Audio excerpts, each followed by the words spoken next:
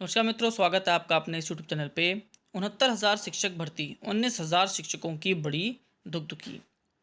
अब ये मामला सुप्रीम कोर्ट के किनारे पहुंच चुका है और सुप्रीम कोर्ट अब सितंबर में अपना फाइनल रिजल्ट 23 सितंबर को सुना देगा।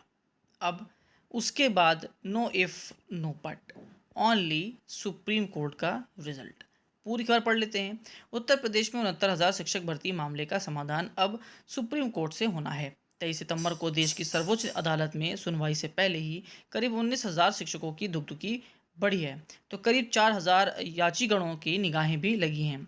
फैसले का अंतिम परिणाम से उन्हें लाभ मिलेगा या नहीं, वह अभी योगी सरकार के मंत्रियों के आवासों के बाहर धरना देकर अपनी बात उठा रहे हैं। शिक्षक भर्ती का यह मामला करीब 4 वर्ष पुराना है। बेसिक शिक्षा परिषद ने प्रदेश के सरकारी प्राथमिक विद्यालयों में सहायक अध्यापक के 69,000 पदों पर भर्ती प्रक्रिया पूरी की, लेकिन मामला जो सब डिवीजन तक तो हो गया, वह जब भर्ती प्रक्रिया में आरक्षण की अनदेखी का आरोप लगा। सरकार को अपनी बात पहुंचाने के लिए भर्ती प्रक्रिया से बाहर हुए आरक्षण समर्थकों ने जिलों से लेकर राज्य मुख्यालय तक खूब संघर्ष किया। कई बार संघर्ष उग्र भी हो गया, उन्हें लाठी भी खानी पड़ी। सरकार भर्ती प्रक्रिया को किसी भी प्रकार के हस्तक्षेप से इनकार करती रही, तो आरक्षण समर्थकों ने हाई कोर्ट का दरवाजा खटखटाया। मामला सिंगल बेंच से होकर डबल बेंच में गया।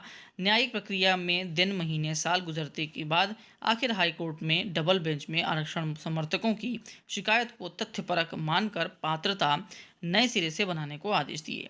इस मामले में राज्य सरकार के 3 महीने तक समय दिया गया है।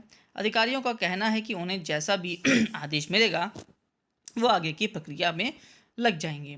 उधर नए सिरे से मेरिट लिस्ट तैयार करने के हाई कोर्ट की डबल बेंच के आदेश को सुप्रीम कोर्ट में चुनौती दी गई।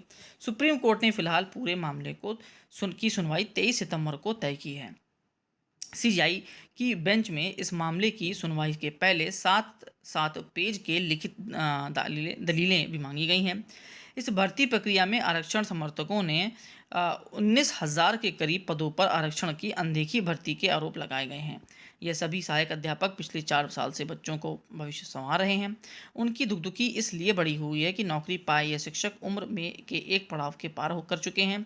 सुप्रीम कोर्ट का स्टे फिलहाल 23 सितंबर तक के लिए है। अगर सुप्रीम कोर्ट ने हाई कोर्ट के फैसले को मेरिट वाला माना, तो फिर राज्य सरकार या बेसिक शिक्षा विभाग कटघरे में होगा और तब शर्तिया नई मेरिट लिस्ट तैयार होगी। अब देखिए, इस पूरे मामले को अगर हम केवल दो पक्ष की तरफ से ही समझते हैं, एक पक्ष वो जो नौकरी कर रहा है और एक पक्ष वो जो बाहर बैठा है। तीसरा पक्ष वो है जो कि गलत है। अब वो अधिकारी गलत हैं, नेता गलत हैं, विभाग गलत है, विपक्ष गलत है, पक्ष गलत है, कौन गलत है उस बात से मैटर नहीं करता। देखिए, मामला कभी भी कोई भी हो, सब लोग रोटी तो अपनी ज़रूर सेकेंगे।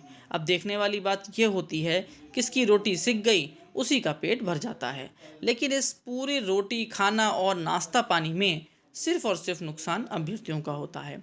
जो 4 साल से नौकरी कर रहे हैं, अगर उनको निकाला जाता है, उनके भविष्य का क्या होगा? और जो 4 साल से बाहर घूम रहे हैं, उनके जो 4 साल बर्बाद हुए, उनके भविष्य का क्या होगा?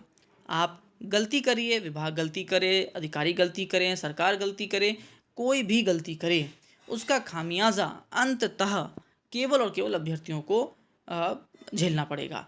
ना तो किसी अधिकारी को सस्पेंड किया जाएगा, ना किसी अधिकारी की नौकरी छीनी जाएगी, ना विभाग अपनी गलती मानेगा और ना ही सरकार अपनी गलती मानेगी। बस होगा ये, एक सॉरी कहकर एक नई लिस्ट जारी कर दी जाएगी। बल्कि सॉरी भी नहीं कहा जाएगा कि सुप्रीम कोर्ट के आदेश के अनुसार नई लिस्ट जारी कर दी गई। बाकी जो बाहर जाते हैं वो बाहर जाओ, जो अंदर आते हैं वो अंदर आओ। बाहर जाने वाले को कोई देखेगा भी नहीं और जो अंदर आ रहे हैं उनका स्वागत कर लिया जाएगा। इन सब में नुकसान सिर्फ अभ्यर्थियों का होगा, चाहे वो आरक्षित हों, अनारक्षित हों, जनरल हों, ओबीसी हों, एससी हों या एसटी हों।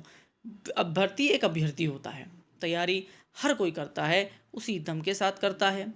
अपने अपने वर्ग में चयनित होने के लिए हर कोई लड़ता है। चयन सूची बनती है, जो भी उसमें अपना नाम देखता है उसके घर में मिठाइयाँ बंटती हैं और वह नियुक्ति पत्र पाकर अपने कार्य में लग जाता है। 4 साल बाद उसको एक धक्का लगता है कि भैया हमसे गलती हो गई, आप तो लिस्ट में थे ही नहीं, किसी और को लिस्ट में लाना है। अब गलती किसकी है और भुगतेगा कौन?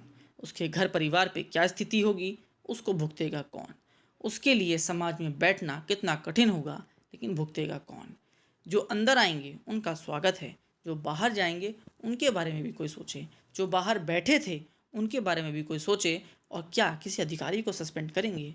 क्या किसी अधिकारी को आप नौकरी से निकालेंगे? भाई जब लिस्ट बनी थी और कहीं ना कहीं गड़बड़ हुई है तो किसी ने तो गड़बड़ करी होगी।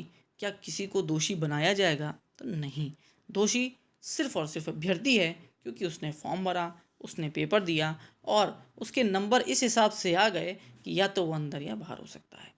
बड़ा ही खराब समय है और बहुत ही खराब विभाग है। जब तक इस तरीके के अधिकारियों पर कोई कड़ी नज़र नहीं रखी जाएगी, कोई उन पर कड़ा फैसला नहीं लिया जाएगा, सिर्फ और सिर्फ अभ्यर्थी रोएंगे, चाहे 4 साल नौकरी कर चुके रोएं और चाहे 4 साल बाहर बैठे हुए अभ्यर्थी रोएं। लास्ट तक वीडियो देखिए, उसके लिए बहुत बहुत धन्यवाद। आपका दिन शुभ हो।